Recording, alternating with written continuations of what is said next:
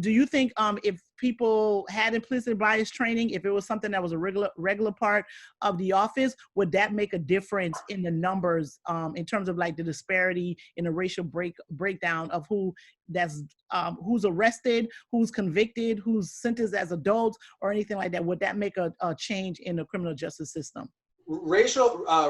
Implicit bias training is important, but it is by no means the panacea, right? So like the revolution is not going to be a bunch of human resource trainings. And there have been some studies that have shown that even folks that go through implicit bias training, it doesn't always change their behavior, right?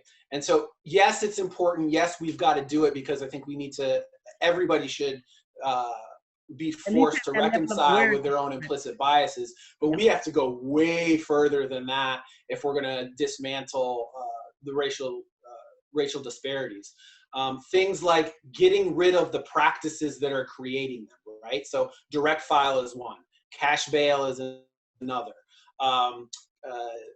The decision to seek mandatory minimums is another. And so the stop and frisk. These are practices that we know as long as we continue to do them, we're going to have racial disparities in the system. And so the only way to get rid of the disparities is to get rid of those practices.